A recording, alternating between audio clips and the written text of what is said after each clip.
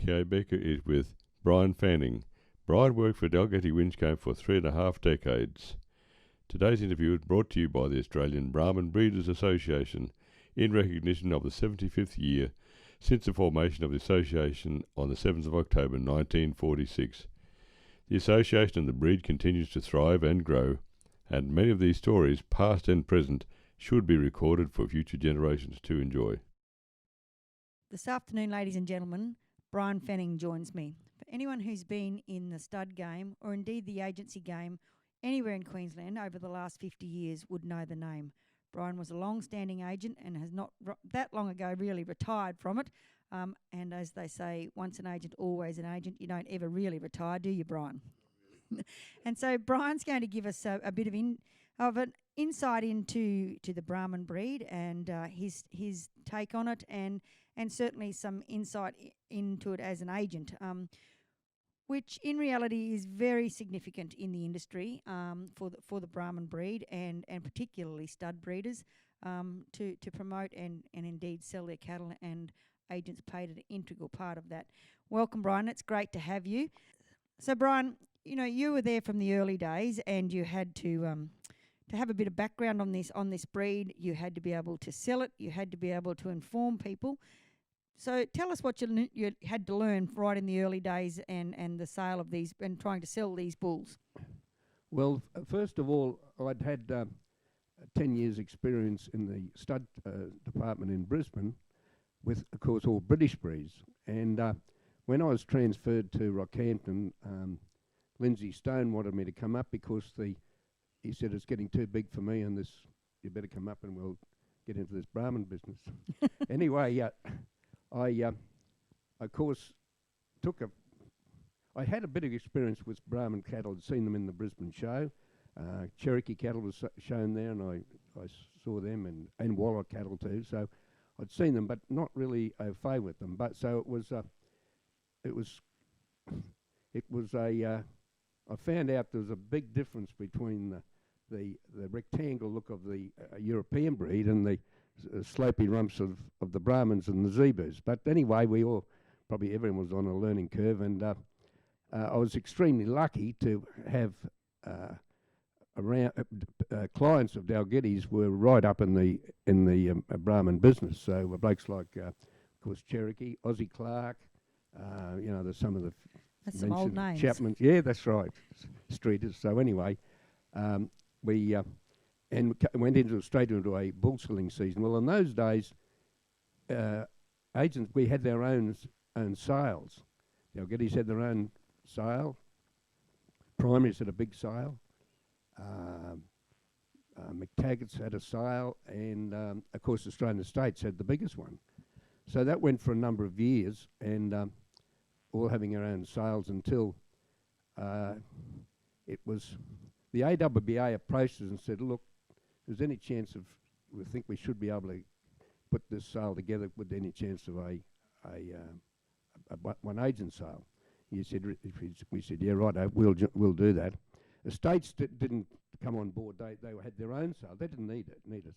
But eventually, the Australian Estates came in and joined up one big sale, which was you start on Tuesday and finish on Saturday. So it was a huge sale. Oh yeah, and a lot of them you rattle a few through every day. Rattle a few through. It was a bit like selling a bloody can of Nilla Gracemere. So, but anyway, that's the way she went. Yeah. So it was then with AWBA's foresight said, well, we probably should be looking at trying to look at increasing the quality and the stuff like that. So restrictions were brought in. I've never been a great fan of restrictions, but it was brought in, and of course the sales came down to about 4 days, and now 3 days, whatever it is. But it became one very big important sale, and it still is probably one of the biggest in the world, to be quite honest. So the Brahman industry, like you said, you arrived from the south, where you'd predominantly dealt with, the British breed and the Euros and that sort of stuff. I guess you had to go back and do a bit of research, right back to be able to say, okay, this is what we're starting with. This is where we sort of think we need to go. So do you just want to fill us in a bit on what you had to learn, research, pick up? You know, Mr. Stone, he was fairly astute when it came to it all, and he'd been involved from the early days, From I the early guess. stage, yes, you that's know, right. particularly with Cherokee. So tell us what you know about the development of the Brahman breed, and I know that you know quite a bit about it because it was something, you know, you like to do things and do them properly, so you knew you had to start from the foundation. Everything was on a learning curve for all that. Yeah. And because there was that, only a small number of cattle really were imported originally. Yep. They were imported in 1933. They Waverley CSIRO and Wright imported cattle from India, and Dr. Kelly went over and selected them. So when they came out, no one knew anything about them. So a cattleman who had cattle, including Mr. Wright, they reckon he lost 6,000 Hereford cows on Waverley, you know. Yeah. That was one of the reasons he thought I'd better do something else. Yaks. They might live. Yeah. So half of them lived. But so it was a matter of necessity and extreme luck that they brought them over. So the quality of them, there wasn't much to pick from. They were mainly Nell, so they're big temperaments of the cattle that I used to see were that they didn't, their temperament wasn't great, but that could have been handling too, of course, and didn't know how to handle them. There was twisted jaws in them, there were straight back legs, a fair bit of that. Yeah. So there was a lot of culling to do, and I was involved in that with a lot of blokes learning themselves. Yeah. And you'd say, well, right there, that one looks a bit straight in the back legs, Fred, or something like that, you know. Yeah. And so it was we're all in this together sort of stuff, you know. So it wasn't then. When selecting bulls, it was very important to get as much Brahman type as you could, because don't forget they went on Hereford cows and Shorthorn cows and anything like that. And it was a grading up system, which was predominant for at least 20 years, the grading up. The Appendix Bs, Appendix Cs, and Appendix Ds, and I saw plenty of cattle with Appendix Cs and Appendix Ds. And so for the uninitiated, explain what in the early days that was, because, you know, now people just go off and they go to the Brahman sale and they sit down and they read a breed plan figure, they like the bull, it's got, you know, good legs, it's got, everything's right, so yep, that's what we buy. If someone said, oh, is it an Appendix B or C, there'd be the average person would go, what do you mean, Brian? Yeah, my appendix, yeah. Well, the Appendix B was had to be by a registered Brahman bull out of any cow. So most of them were all Herefords here. Yep. And so she became Appendix B. And then you put another, it's half-bred. So you put another bull on them and becomes Appendix C, is 3/4. Then Appendix D was 7/8. Yes. So then a D would then produce you a purebred. Well, now there's not many of them about, you know. No. But so it was important that you bought a bull that was going to give you a bit of a lift, because you wanted to get them as much like a Brahman as you could, and the base that you were starting on looked nothing like a Brahman. Yes. So it was a big selection criteria, purity, and of course. Then people were starting to, the breeders themselves were looking at things, and saying, oh, this bull looks a bit like what I want, and it was very important to do it. So incidentally, there were a lot of Appendix B and C cattle in the Volume 1, and Waverley had heaps of them, and heaps of them, and I asked, I won't tell his name, but I know Blake had a bit to do with and bought cattle up there, and he told me that a lot of cattle in Volume 1 as Appendix D, Waverley cattle, were black with white faces. So that just shows that a lot of things happened since then. That's right. And so what sort of year do you think that was? Well, he told me in the 70s, probably 1950. Yep. Yeah, yeah. Mm. So So they were putting bees and yeah. And so over the years, initially Brahman cattle were seen as grey. yes, Time Yep. went by, and it would be fair to say now, I would think in the Brahman herd in Australia, it'd be 60-40, grey versus red. Could even be as close as 50-50, I would think. probably 60-40. Yeah. What did you learn about the origins of the reds? Where did they come from? Well, that was a completely different story. The reds, really there were no reds came out here. The only reds that ever came out here were the ones that CSIRO selected for Badgerys Creek for making a milking zebu. And some of the northern studs, like Wairuna, they bought importation from India also, and they were of Sarwar and Sindhi cross. So that was the only. Yep. There were no reds came from the States. They came from India. So from straight away there was a bit of a difference in them. Yes. And of course the big difference came when the ban was lifted and the semen and the live bulls came in. Well, boy, did that make a difference. So the split became more and more. Yep. And it's quite obvious the big difference today, you know. So when the reds came in, did they go through the same grade out process? Or Oh, yes. Mm. Yeah, they did. They would have been probably put on, it could be, shorthorns, of course, but there weren't many shorthorns on the coast. No. Shorthorns are western cattle, Mm-hmm. so they're mainly Herefords. So you put them on a red and white Hereford, so the only thing you'd have to get rid of those white faces as quick as you could and all that sort of stuff. So, but they're basically gone the same, and of course an odd Illawarra cow or an Illawarra cross cow, they'll use too. But there wasn't there's a bit of a difference in the look of the grey and the red, but now it's of course complete. So Brian, Brahman cattle were traditionally known as grey cattle, and then there was lots of breeders who went off and took the red breed on. But were there ones that you knew you'd never bend the grey fellow to go and buy a red bull, even if it was the best bull you'd seen all year, or did everyone sort of just go, well, they're Brahmans, and if that's what I'm looking for, that's what I'm going to have? Well, first of all, it was pretty hard to change a bloke from the grey to red. If he was on greys, he just had that's all he concentrated on. There wasn't much crossing or blending. The bloke wanted to go reds and or greys, so they kept separately.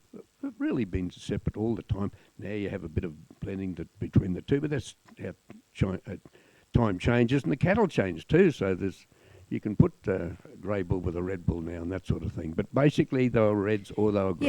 Yeah, you talk about the changing of the cattle, and I guess the obvious change in that cattle has been in the reds. In the early days, some of the reds had big long ears, and they were a completely different look of animal to what we actually see today. And the majority of that is gone.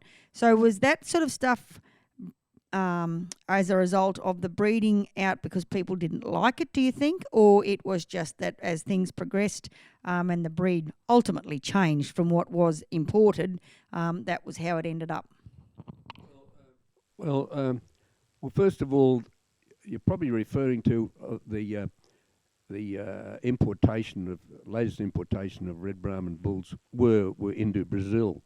And not as many American red Brahman. They have now gone to the American red Brahman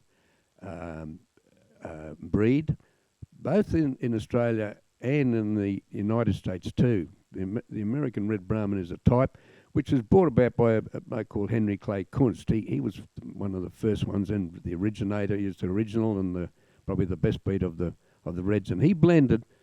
He didn't have all big long ears. He blended the red Brahman cattle with some of the Mexican cattle, and he came up with a pretty practical, sort of very popular breed, you know. So let's just touch on a little bit on the agency side of it, and you know, selling the cattle. As you said, you stood up over a lot of cattle for a lot of days in the early days, and it was pretty heavy going there in the early days of the Brahman, what became known as Brahman Week sales, and things changed, and you know, there was cattle sort of that didn't make the grade. Did you see that as an improvement of the breed, or did you think that there was, you know, there are people around who go, you know what, I'm a numbers man and I'm not totally convinced on all of the facts and figures.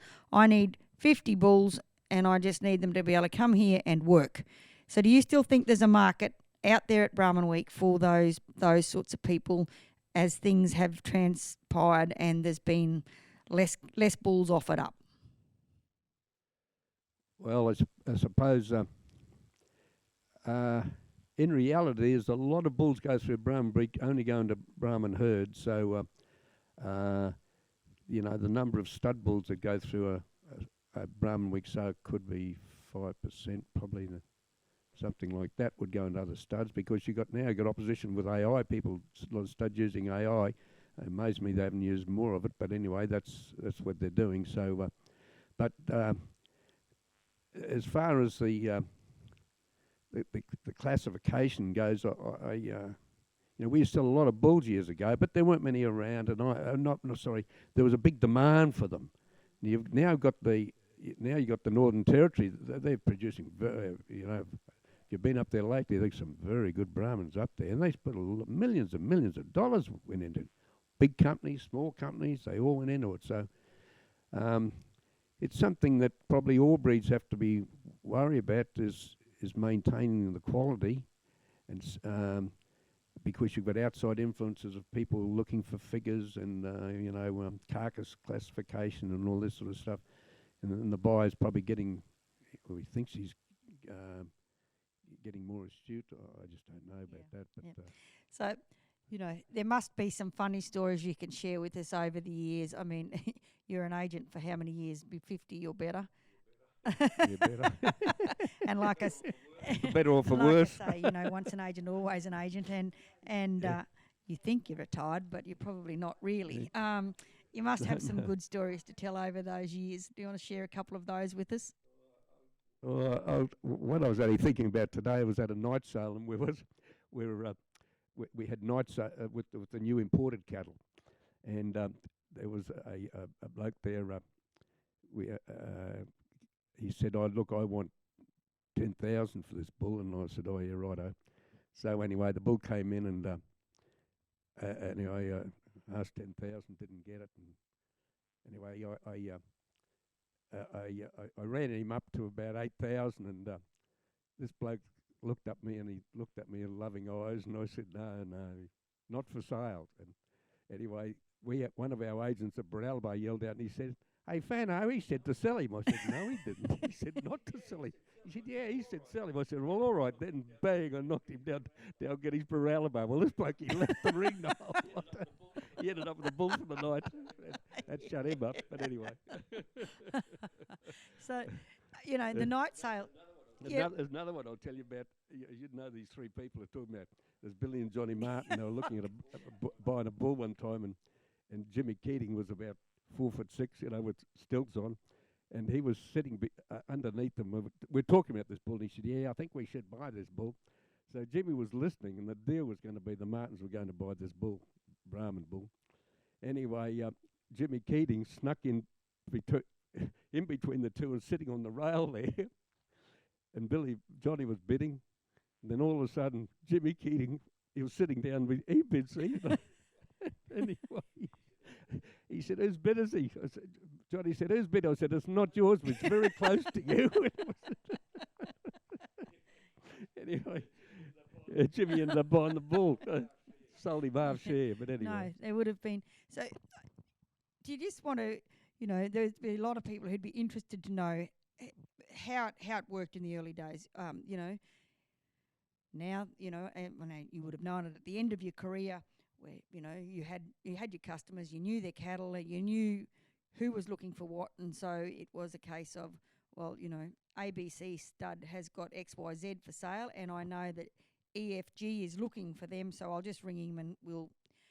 In the early days, was it the same, or was there a lot more work? Well, I'll tell you. It's funny you should mention that, but probably in the first 20 years of being here, I used to sell a lot of used bulls, a lot. Now, can't give them away. Amazing. But there was a lot. I sold a lot of things. I could have a bull, and there was an old bull, Cherokee Big Chow. I think I sold him 4 times. Never had a win out of him. But no, a lot of that went on, and a lot of good bulls. I sold, Wairuna bulls that we used, and a lot of it. You don't see it now. I just don't know why. Yeah, but anyway. it's interesting in that. And everyone, and and everyone was a different stage of upgrading too. So it all helped. So the early days of the let's go back to the first combined ever sale. How did that how did it roll, and how did it go? Was it a that little complex at Gracemere? It was a tiny little complex, that old complex, and there wasn't a lot of room for us. Oh yeah, no, I know, and we all had to used to have in the second round one bull to go out, another one to go in. So it moved around a fair bit. But also, you didn't have one of the big difference was the presentation. There were never. You could sell a bull in at a Brahman sale with 100 days worth of feed of grain. You'd sell him. He'd be now no chance. People want presentation, whether you didn't have it before. And that's an interesting one, isn't it? Because you hear people say, "Oh, the bulls are too fat. They're Don't believe overfed." that one. But when you run a bull through the yard that's, like you say, had 100 days grain and not actually waxing fat, no one wants to buy him. No, don't believe that one. They're telling you porkies, I can tell you that for sure.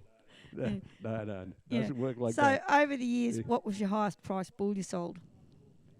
Oh, gee. Oh. Well, I didn't sell Waverley Null. Jack Weiland sold. Oh, okay. Yeah. Yeah, he sold him.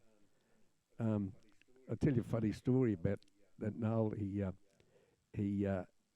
He was a pretty slow sort of an auctioneer, but he was, he very well liked. But anyway, he was selling this Waverley Null. I'll never forget it. And he got up to about 40 or 50,000. Everyone said, "Oh my God, Father, he's going to make all this money." It was a lot of money anyway, in those he days. Said, I know, probably still is. And anyway, he said, "Oh, this reminds me of little Johnny was late for school." And the teacher said to him, "Johnny, where have you been today?" And Johnny said, "Well, teacher," he said, "I had to take Dad's stud Jersey cow down to Mr. Brown's bull and have her served." And anyway, the teacher said, "Johnny, couldn't your father have done that?" He said, "Yeah, I suppose he could have, but he's not registered." And ladies, anyway, he started selling it away, went again. The whole crowd laughed. It would have been a good. That would have been a good break. Everyone would have right. Listen again now. Yeah. So again, during your time, God knows how many bulls you stood up over and saw go through bull sale rings. Is there one sale that used to happen each year that you'd go, "I really like going to do this sale. It's productive, it's easy, it's good fun, it's well run, they're good cattle, all the boxes tick," and you. No, not many. But really, there weren't too many on farm sales. The only one here was Cherokee was the only one. The others were all smaller, and of course, every stud breeder went to the Cherokee sale, whether they liked the cattle or not. But they just buy their size there. So that was the pity of the stud business. And a stud bull down there, you'd buy him for 5,000 or 20,000. Everyone looking for a different thing, and he had them for everyone. And that was, they were certainly great pioneers of the breed. The Brahman we changed the whole. It brought all those. Every big stud into there. It really changed things. It made it into an international event. Well, it does. They claim it's the largest single breed sale certainly in the southern hemisphere. Yep. And so if you can't really find a bull there, you're probably not going to find one anywhere, are you? No, that's true. And that true. sort of is the way I think that Brahman breeders have done a great job of promoting it as that. Yep. If you don't get it here, you're not going to get it anywhere. No, that's right. So yeah. Well, then, what was, you must have had one sale and you look back over those Brahman years in the early days and then, towards the end of your career, where you thought, walked away and thought, that's the best sale we've had. That's the best sale we've run as a collective group. The Brahman Society, yourselves, agents. Is there one year that really stood out? Well, Was it the year that they opened the new sale ring at Gracemere, or?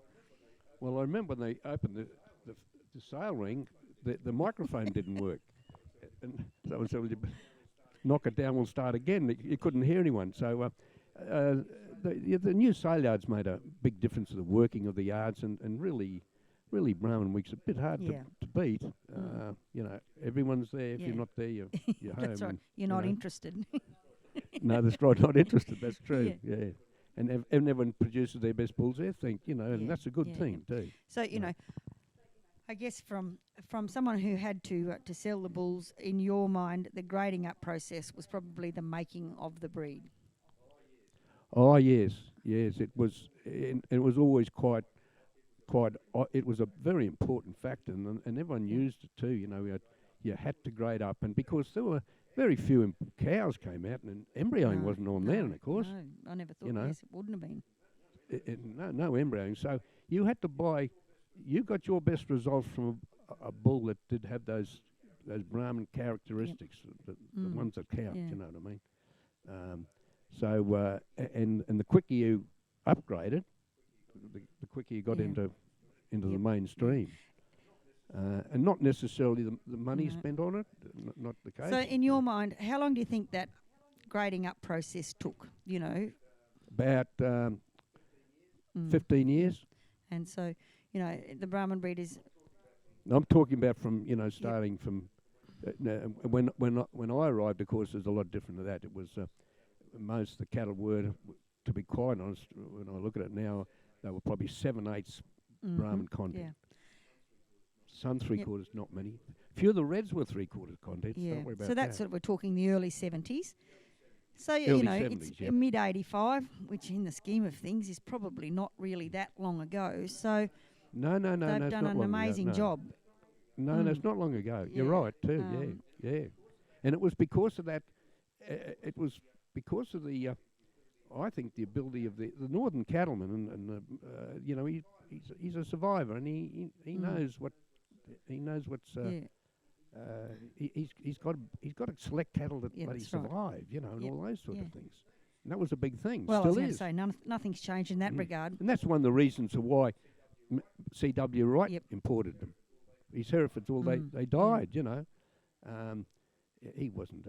I think he was more of a businessman, from what I gather. But that's probably why he put a Brahman in. Because really, he was probably a bit ahead of his time. He was a businessman. He was running a business. Could have easily been. Yeah. So very interesting. Brian, it's been a great chat. Is there anything else you'd like to add? I mean, you could talk to us for hours about this. It's been your whole life, and it still is your life. I know. Come this time of the year, every year, you still like to poke out to Brahman Week and have a look and have a catch up with your mates and tell a few stories and just not have to do all the work. You're probably living the best part of your dream at the moment. Thanks Brian. much. Been great to talk to you. Thanks, Kay.